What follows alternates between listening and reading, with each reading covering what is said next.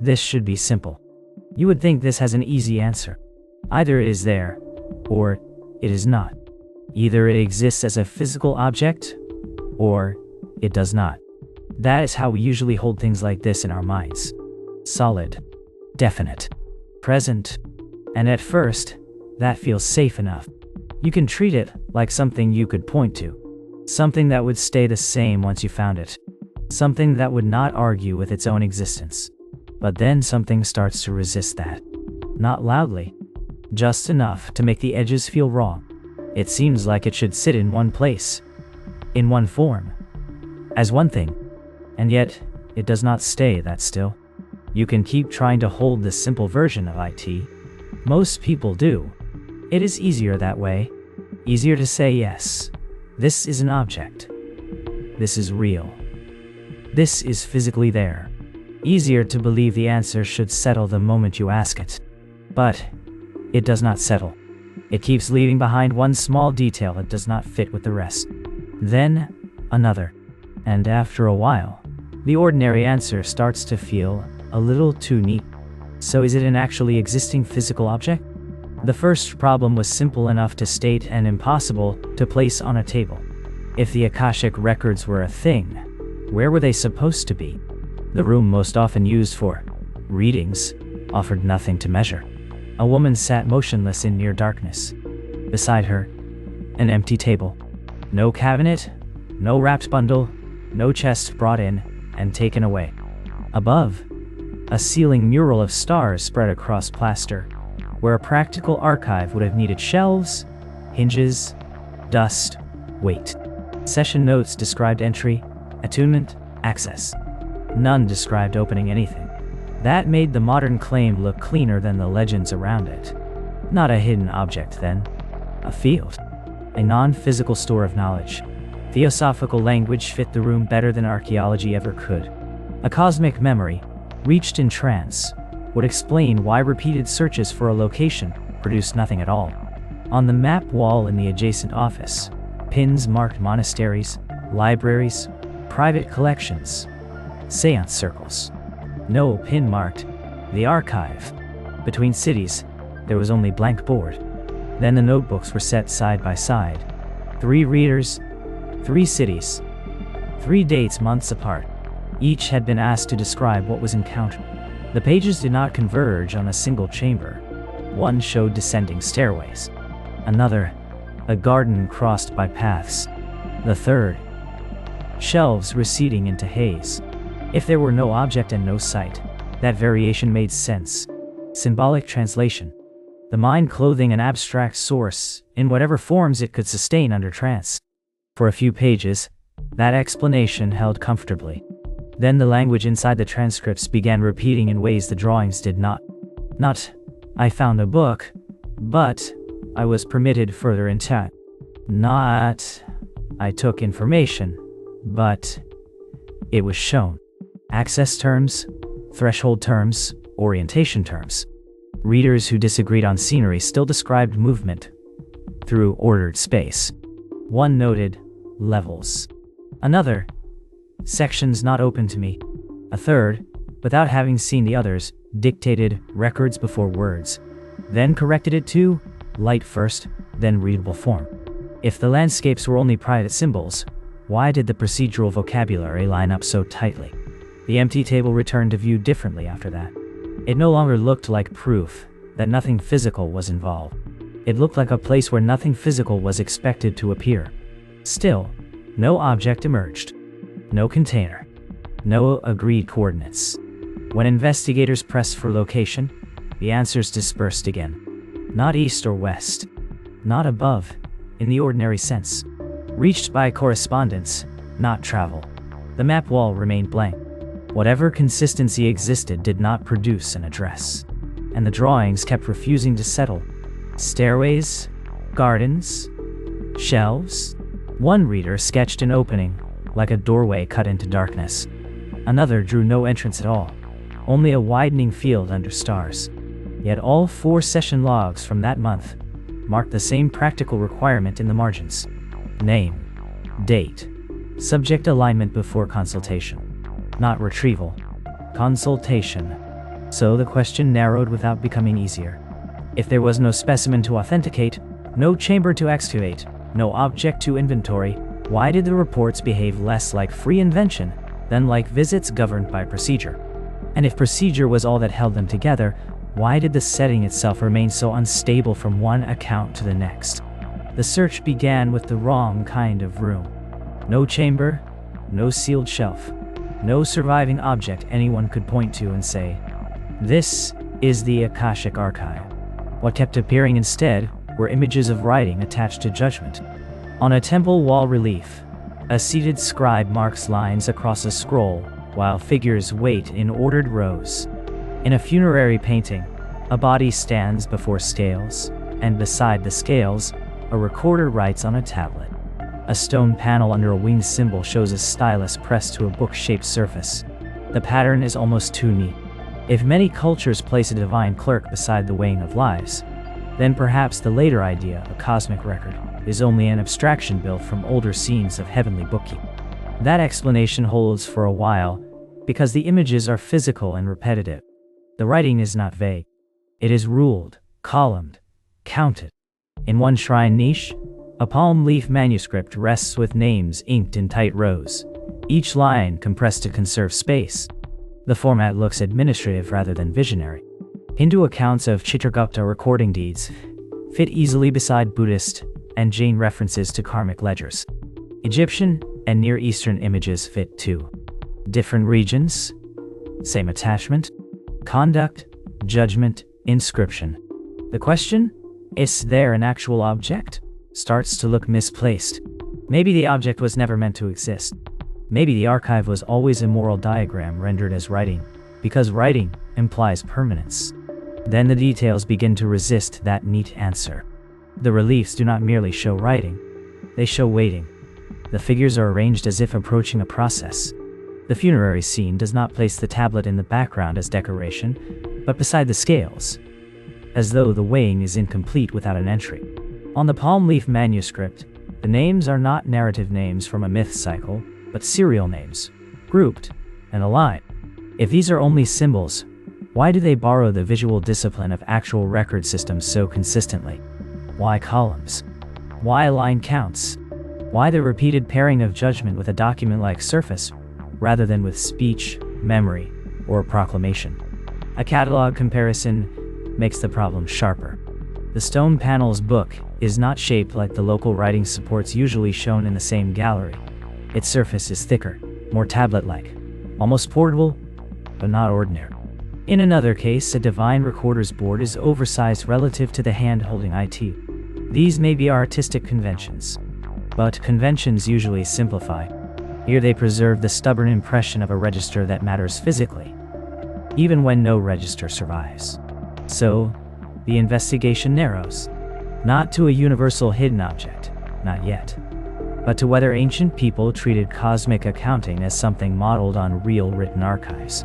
That would explain the repeated imagery without requiring any lost master volume. It would also explain why the later Akashic idea feels less like pure mysticism than inherited administration projected upward. Except one practical question remains in the room with the reliefs and manuscripts. If the heavenly archive was only metaphor, why do so many traditions picture it as a document that can be consulted, updated, or stood before? Symbols usually vary. These keep behaving like records. The first object that made the question seem manageable was not a book at all. In a cut section beneath a temple foundation, thin metal plates lay in a narrow cavity, each one incised edge to edge with compact characters. Their placement was exact. Below the corner line, sealed by stone above, unreachable once construction was complete. That looked less like storage than installation. If people later spoke of a cosmic record, perhaps this was the practical origin of the idea. A buried register placed where a building met the ground, a fixed ledger under sacred space. That explanation held for several rooms. On a low shelf, in a side archive, ritual tablets sat in stacked groups, each surface crowded with names, vows, and lineage marks. The entries were not universal. They belonged to households, donors, initiates, office holders. The scope was local, administrative, ceremonial. A cosmic archive no longer needed to be imagined as a single impossible totality. It could have begun as many bounded records, each one preserving who owed what, who descended from whom, who had been admitted, promised, purified. The heavenly version would then be an enlargement of familiar practice. But the buried plates complicated that. Their inscriptions were too compressed for routine consultation, and several were placed face down. A record no one could reopen is not much use as a ledger. Foundation deposits made better sense as declarations, witnesses, or offerings. If they stood in for a larger record, they were not functioning as archives in the ordinary sense. They were acting as if the act of placement mattered more than later reading. The sealed reliquary in the side chamber pushed the problem further. It stood upright against the wall, lid bound with a label strip naming contents no one had verified in centuries. Inventory notes called it a container of destiny texts. X-ray imaging showed layered packets inside, but not the rectangular density of tablets or a bound codex. Cloth, perhaps. Folded sheets. Something organic, collapsed into irregular planes. If the chamber preserved a written record, why was the container treated as too restricted to open, yet important enough to name? A record that cannot be read begins to resemble a token of access, rather than the thing itself. Then there was the large bound book before the inner sanctuary screen. It rested on a cloth-covered stand in a position of display, but the page edges told a different story. The foredge was darkened by repeated turning in only a few sections. The central gatherings were scarcely disturbed. Marginal tabs had been added at intervals corresponding to feast cycles and memorial dates. This was not a universal register either. It was used selectively, almost procedurally, as if certain names or formulas had to be reached in sequence. Yet temple notes describe the volume with language, usually reserved for accounting, before divine judgment. So, the physical model sharpened. Not one hidden object, but a class of sacred stand-ins. Buried plates below foundations. Tablets listing the living and the dead. Sealed containers credited with texts no one consulted directly. Books handled as if earthly entries touched another register elsewhere. Still, one measurement would not settle. The cavity beneath the foundation held more plates than the dedicatory inscription on the wall accounted for. 4 named donors. 7 plates were covered. 3 had no matching names. No building marks. No date formula. Their script also differed slightly in ductus from the others, as if copied from another source, or added from another archive entirely. If these objects were only local records, why insert unmatched texts beneath the same corner? And if they were copies of something beyond the temple, what exactly was being copied? The inventory room looked promising only because it was so ordinary.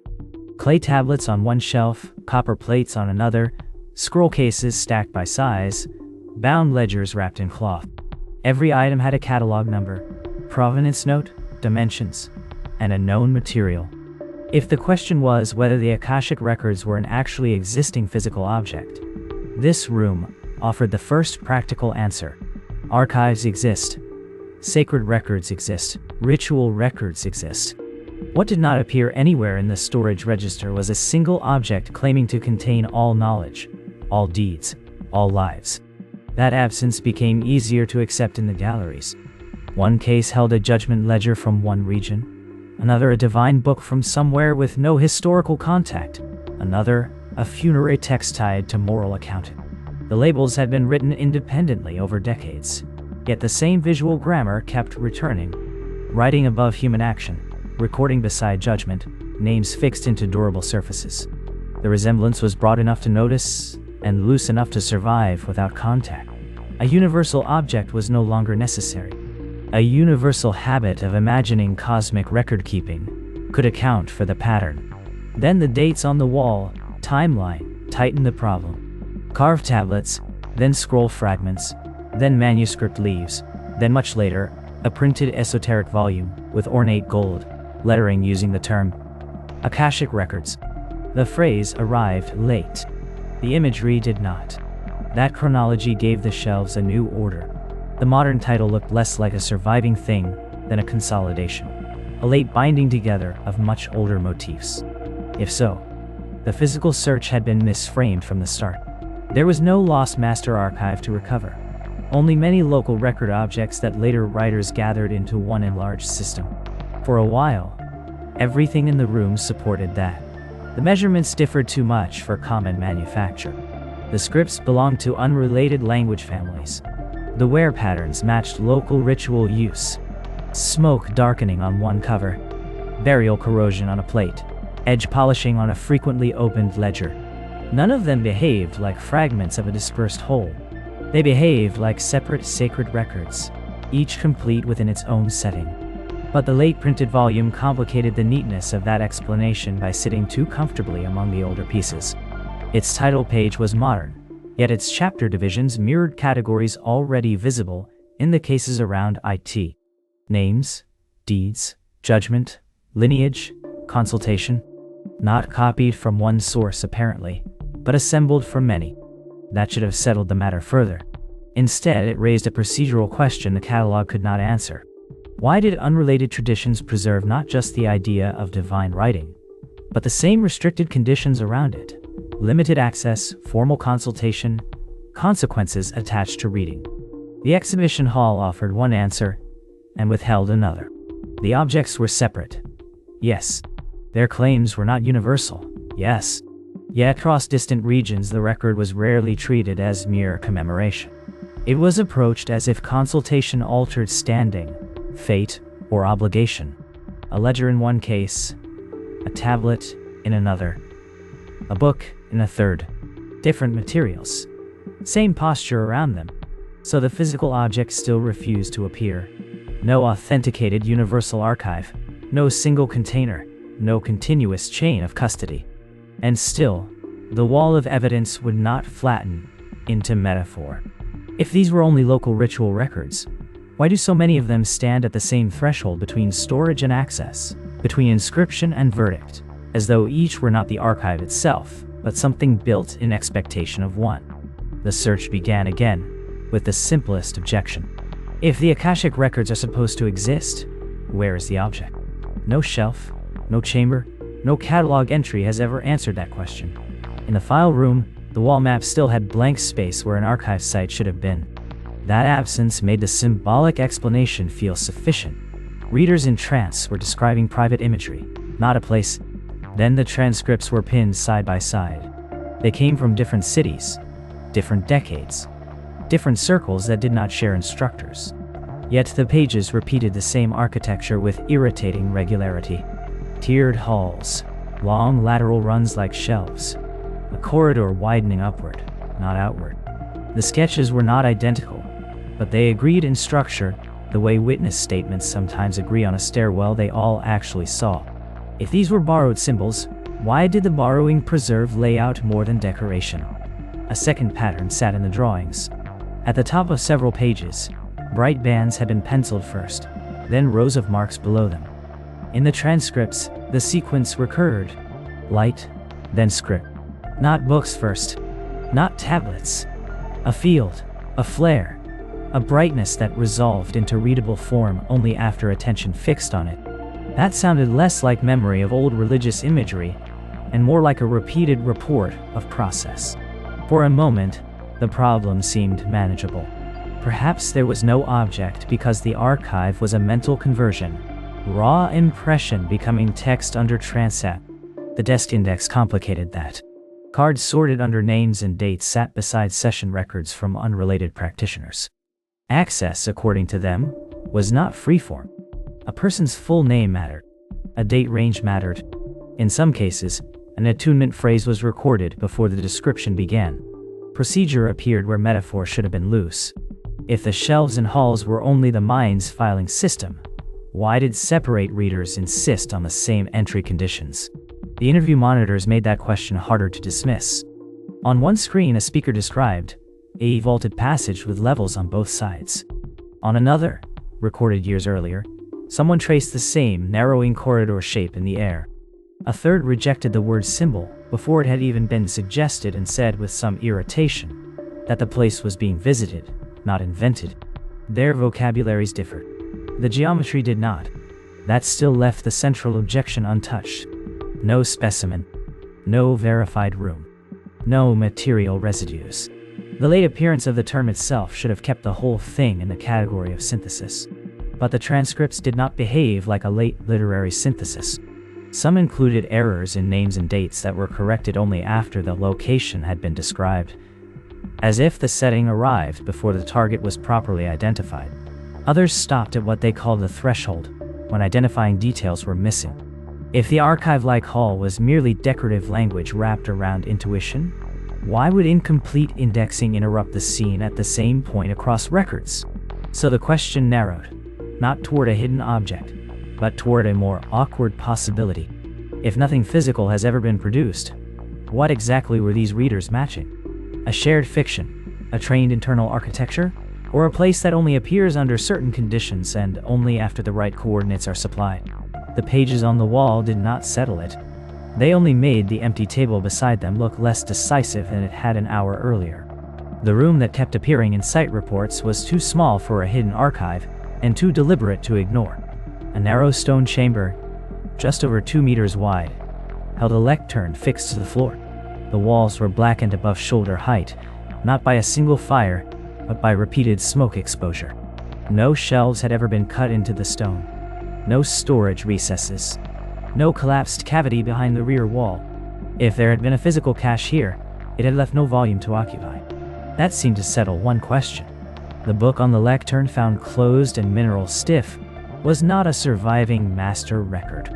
Its pages were mostly blank, except for opening implications, a sequence of names, and phonetic marks, space for recitation. A working manual, not a repository.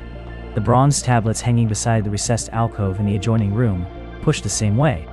They carried lineages, vowel formulas, calendrical notations, useful prompts. Nothing like a total account of lives or events. The chamber looked less like a vault than an apparatus. Then the acoustics report arrived. The alcove had been cut to a depth that amplified a narrow vocal range and suppressed ambient echo from the outer hall. Soot traces clustered where lamps would have left the center of the room in near darkness, while keeping the lectern surface visible. On the polished floor of a second chamber, candle placement marks formed a ring around a low stand with a single manuscript position at the center. The arrangement was not for reading at length. It was for controlled orientation. Voice, darkness, fixed text, repeated sequence. If the record could not be carried away, this was exactly how a consultation site would be built. That explanation held until the cloth diagram in the shrine room was unfolded under raking light. It was first catalogued as symbolic geography. Concentric paths, branching corridors, clusters of marks that resembled stars or script. But the scale bar stitched into one edge matched neither the room nor the surrounding complex. The proportions aligned instead with nothing physical on site. A map to what then? The sealed chest beside it remained shut by design, not damage. Resin around the seam had been renewed more than once over centuries. A container that was preserved but not opened is awkward evidence. If the chest mattered only as theater, why maintain the seal so carefully? If it held the archive, why place beside it a diagram that implies elsewhere? A residue survey complicated it further. The lectern book, the bronze tablets, and the sealed chest all carried the same aromatic compounds from smoke and oil. But only the manuscript, stand in the candle ring room, showed repeated abrasion at one edge, as if different books had been set there over time. The object changed. The position did not. Consultation seems tied to placement more than to any single text. Yet one practical detail refuses to sit still. In 3 unrelated traditions from different regions, instructions for access require a personal name, a date marker, and a spoken attunement phrase before the text is opened or the chamber entered.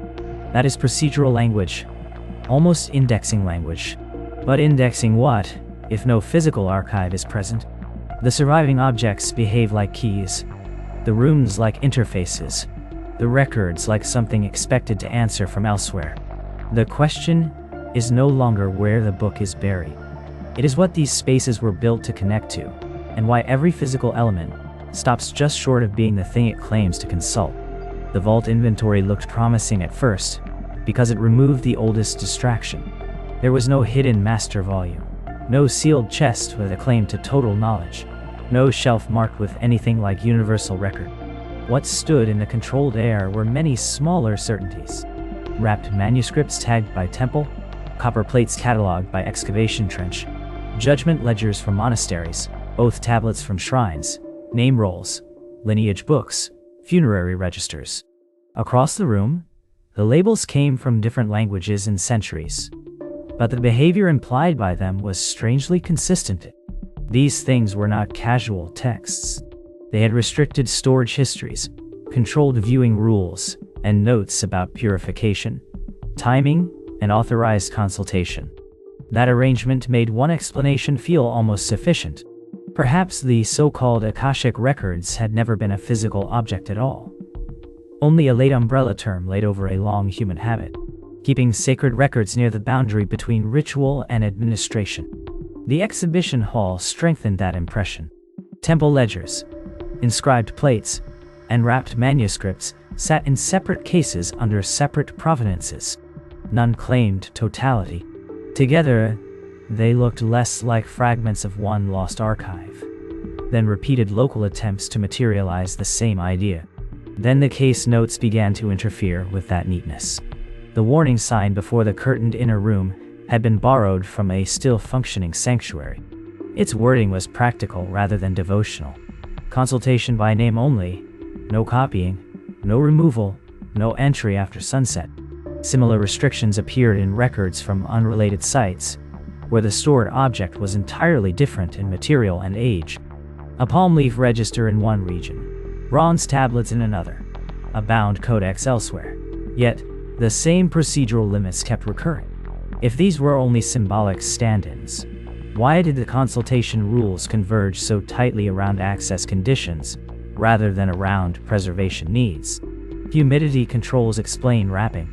They do not explain prohibitions on asking without a date, or the repeated insistence that the record could be consulted but not possessed. The wall of photographs complicated it further. Trance rooms, shrine books, buried plates, reliquaries, dark chambers with lecterns. Once arranged in a single grid, they stopped looking like separate categories. The dimensions of the rooms were often small, but their layouts repeated useful features: reduced light, narrow entrances, resonant surfaces, fixed reading stands, objects positioned as focal points rather than as ordinary storage. In several sites, the book or tablet was placed where it could be approached, but not comfortably read. Script density was sometimes too fine for the room's lighting. One codex displayed in the hall had margins darkened by smoke, but almost no page wear. Another set of plates had suspension holes polished smooth, while the inscriptions remained barely touched. These were preserved as if present during consultation, not necessarily legible during IT. That made the empty desk behind the curtain harder to dismiss. The room contained no archive at all, only a single place from which one would address something absent. The surviving objects outside the room now looked less like failed versions of a cosmic ledger, and more like durable anchors for a procedure.